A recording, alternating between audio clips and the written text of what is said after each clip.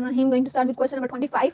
एक 50 year old mail है जिसने हमारे पास क्या उसकी कंप्लेन क्या है कि जब वो कोई भी काम करने लगता है और बैलेंस वगैरह करने लगता है तो उसकी मसल्स वगैरह रिजिड हो जाते हैं और उसको रेस्टिंग ट्रेमर है। रेस्टिंग ट्रेमर का मैंने बताया था कि जब भी ट्रेमर दो तरह के हैं, रेस्टिंग है और इंटेंशन है। रेस्टिंग ट्रेमर होगा तो पार्किंसनिज्म हो जाएगी और इंटेंशन ट्रेमर होगा तो हमारे पास आ जाएगा सेरिब्रम की डिजीज। ठीक है, और हमारे पास अब इसकी लीगन क्या है, सब्सटेंशिया नाइग्रा के अंदर लीगन है। सब्सटेंशिया नाइग्रा से एक्चुअली हमारे पास अब मैकेनिज्म क्या है कि इससे होती है हमारे पास प्रोड्यूस डोपामीन।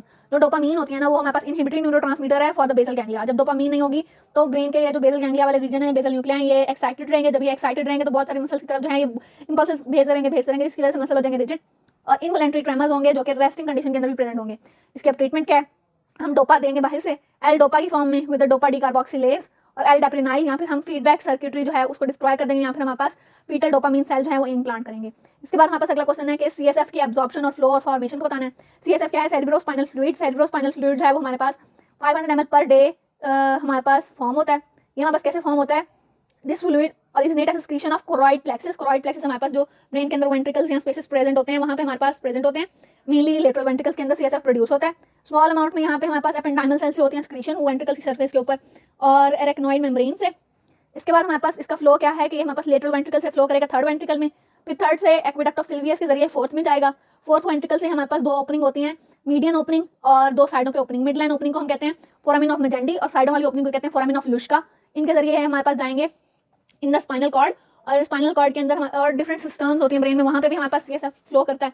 सिस्टर्ना मैग्ना जो है वो हमारे पास कॉन्टिन्यूस होती है विद द सबएरेक्नॉइड स्पेस और इस तरह हमारे पास पहले ही हमारे पास सिस्टर्ना मैग्ना के अंदर सिस्टर्ना मैग्ना जो है वो आगे सबएरेक्नॉइड स्पेस से कॉन्टिन्यूस होती है।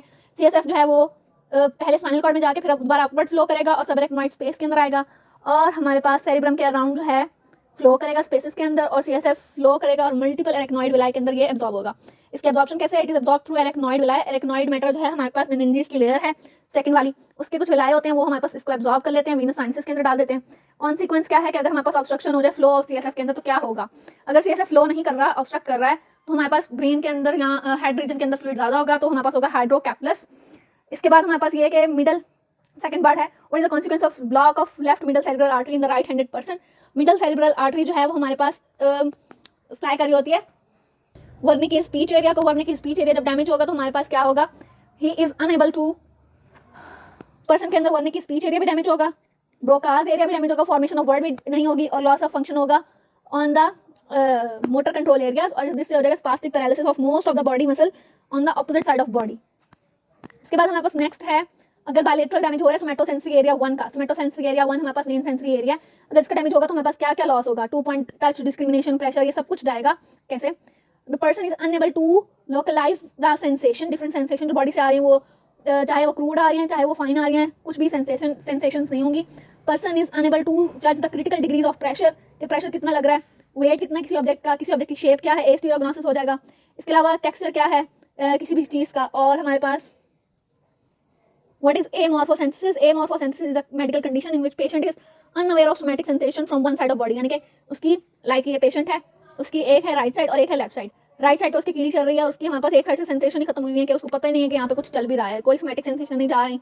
Patient is loses the ability to recognize complex object and complex form of on the opposite side of body, और वो हमारे पास जितनी भी सेंसेस दूसरी साइड से आ रही हैं उनको ना समझ सकेगा और ना कुछ और कर सकेगा, कोई भी सेंस उसको एक साइड से नहीं जाए। नेक्स्ट क्वेश्चन है हमारे पास, जब हमारे पास मसल के ऊपर टेंशन इंक्रीज करते हैं तो कौन सा पाथवे होता है, ये भी अभी हमने फंक्शन पढ़ा कि गोल्जी टेंडन ऑर्गन वाला पाथवे होता है। मसल के ऊपर टेंशन इंक्रीज होती है तो गोल्जी टेंडन के अंदर रिसेप्टर होते हैं, वहाँ से सिग्नल जाते हैं through sensory nerve spinal cord में। स्पाइनल कॉर्ड में हमारे पास इनहिबिटरी इंटरन्यूरॉन्स के ऊपर जाता है सिग्नल, वो इनहिबिटरी इंटरन्यूरॉन्स हैं, वो इंटीरियर मोटर न्यूरॉन्स को कहते हैं इनहिबिट, जिससे मसल की हो जाती है रिलैक्सेशन और इससे हमारे पास ये होता है कि मसल की टेयरिंग जो है वो प्रिवेंट हो जाती है ड्यू टू एक्सेसिव स्ट्रेच जो है मसल टेयर ना हो सके, इसका ये फंक्शन सिग्निफिकेंट। इसके बाद हमारे पास है टोपोग्राफिकल रिप्रेजेंटेशन, हमने बतानी है Brodmann areas 4 on the cerebral cortex. Area 4 के अंदर हमारे पास होता है प्री सेंट्रल गायरस यानी कि मोटर एरिया। मोटर एरिया के ऊपर हमारे पास टोपोग्राफिकल रिप्रेजेंटेशन होती है, सबसे नीचे माउथ, फिर फेस, फिर हैंड, फिर आर्म, फिर ट्रंक, फिर फीट और फिर लेग। इस तरह से हमारे पास टोपोग्राफिकली मोटर एरिया 4 या प्राइमरी मोटर कॉर्टेक्स के ऊपर टोपोग्राफिकल रिप्रेजेंटेशन होती है, mouth, face, hand, arm, trunk, leg, feet, leg. इसके बाद एक 75 ईयर का अंकल है, वो टीचर है और उनको रेस्टिंग ट्रेमर है। रेस्टिंग ट्रेमर है तो हमने अभी डिस्कस, इसी वीडियो में हमने डिस्कस किया कि रेस्टिंग ट्रेमर के लिए हमने पार्किंसनिज्म है, पार्किंसनिज्म में सब्सटेंशिया नाइग्रा डैमेज होगा, डोपामिन की कमी की वजह से इनहिबिटरी न्यूरोट्रांसमीटर कम होंगे तो ब्रेन ज्यादा एक्साइट होगा, पुटामिन और cardiac nucleus control motor system के ऊपर बहुत ज्यादा इंपल्सेस जाएंगे तो बॉडी रिजिड हो जाएगी मसल्स।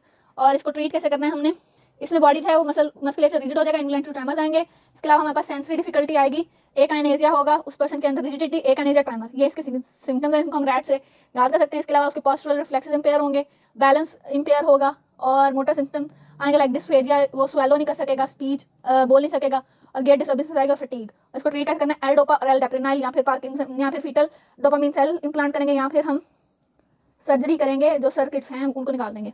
इसके बाद हमारे पास है अ मैन वॉक विदाउट शू, और इससे क्या हुआ, उसकी जो पॉइंटेड ऑब्जेक्ट है उसके फुट पे लगा। पॉइंटेड ऑब्जेक्ट जब भी लगता है तो हमारे पास पेन होगी, पेन की वजह से होगा विड्रॉल रिफ्लेक्स, हम फौरी तौर पे वहाँ से पैर हटाएंगे। विड्रॉल रिफ्लेक्स के अंदर क्या होता है, रिसेप्टर हमारे पास है नोसिसेप्टर यानी कि पेन के रिसेप्टर, इसके अंदर हमारे पास रिफ्लेक्स आर्क फॉलो होगी, पॉलीसाइनेप्टिक रिफ्लेक्स है।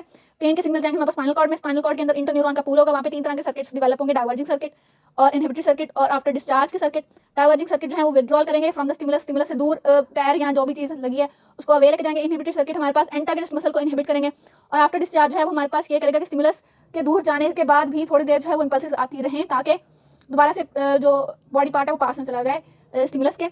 रिस्पॉन्स ऑफ फुट और लेग क्या होगा, सेम साइड पे अदर साइड पे, सेम साइड पे हमारे पास जो फ्लेक्सेस हैं लिम के वो कॉन्ट्रैक्ट करेंगे और एक्सटेंसर रिलैक्स करेंगे। इस तरह से हमारे पास foot away from the painful stimulus चला जाएगा और ऑपोजिट लिम में ये होगा कि फ्लेक्सर जो है वो रिलैक्स करेंगे, एक्सटेंसर्स कॉन्ट्रैक्ट करेंगे ताकि हमारे पास लिम उस लिम दूसरे लिम पे वेट शिफ्ट किया जा सके, जिसको हम कहते हैं क्रॉस एक्सटेंसर रिफ्लेक्स। इसके साथ हमारे पास सेकंड पार्ट है कि हमने सिंपैथेटिक के साथ जो रिस्पॉन्सेज हैं बीटा एड्रेनर्जिक फाइबर से जो होते हैं रिसेप्टर से, वो हमने बताने। सिंपैथेटिक सिस्टम वेजोडाइलेशन कॉज कराता है, कार्डियो एक्सेलरेशन कॉज कराता है, मायोकार्डियल स्ट्रेंथ को इंक्रीज कराता है, इंटेस्टाइन की रिलैक्सेशन कराता है, यूट्रस की रिलैक्सेशन कराता है, ब्रोंकियो डायलेशन कराता है, कैलोरीजेनेसिस यानी कि कैलोरीज की प्रोडक्शन कराता है और हमारे पास ग्लाइकोजिनोलाइसिस ग्लाइकोजन को तोड़ता है, लिपोलाइसिस लिपोज को तोड़ता है, ब्लैडर की वॉल को रिलैक्स करता है, थर्मियोजेनेसिस यानी कि हमारे पास टेम्परेचर को बढ़ाता है। ये सारा ये बीटा रिसेप्टर्स के थ्रू करता है। थर्मोजेनेसिस वाला बीटा 3 और बीटा 1 हमारे पास क्या है, लिपोलाइसिस और कार्डियो एक्सेलरेशन और मायोकार्ड यानी कि हार्ट वाले इफेक्ट और लिपोलाइसिस ये हमारे पास बीटा 1 है, बाकी सारे बीटा 2 हैं और सारे थर्मोजेनेसिस के वो हमारे पास बीटा 3 के लिए। नेक्स्ट क्वेश्चन है हमारे पास पैरासिम्पैथेटिक स्टिमुलस का आई पे क्या इफेक्ट होता है। आई का प्यूपिल जब रिलैक्स कंडीशन में होते हैं तो प्यूपिल कंस्ट्रिक्ट करता है और सिलियरी मसल जो है वो भी कंस्ट्रिक्ट करते हैं ताकि नियर की नजदीकी चीज को देख सकें। नेक्स्ट क्वेश्चन है हमारे पास कि अगर रिसेप्टर पोटेंशियल जो है वो receptor potential generation and its relation to the action potential, यानी कि एक्शन पोटेंशियल से हमने बताना है कि रिसेप्टर्स का क्या रिलेशन है।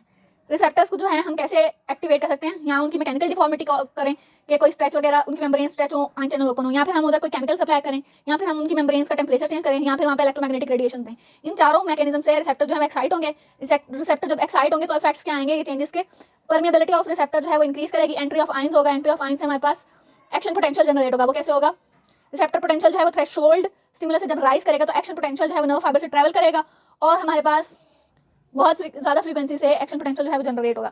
जब ये थ्रेशोल्ड फ्रीक्वेंसी से ज़्यादा होगा, थ्रेशोल्ड फ्रीक्वेंसी से कम होगा तो रिसेप्टर पोटेंशियल जो है वो एक्शन पोटेंशियल में कन्वर्ट नहीं हो सकेगा। एक 68 ईयर ओल्ड वुमेन है, उनको डायबिटिक प्रॉब्लम है और उनको हमारे पास स्ट्रोक भी हुआ था 25 साल की एज में। अब मोस्ट कॉमन साइड हमारे पास इस्कीमिया की क्या होगी, स्ट्रोक के अंदर क्या कौन से इफेक्ट होंगे और साथ में हमारे पास 3 वीक के बाद हमारे पास स्कैर इफेक्ट डेवलप होंगे। सबसे पहले हमारे पास स्ट्रोक की वजह से मिडल सेरिब्रल आर्टरी जो है वो डैमेज होगी। मिडल सेरिब्रल आर्टरी का डैमेज हमने पहले भी किसी वीडियो में डिस्कस किया है कि मिडल सेरिब्रल आर्टरी जो है वो mid portion of cerebral hemisphere को कंट्रोल करती है, तो वहाँ के सारे एरियाज को इस्कीमिया हो जाएगा।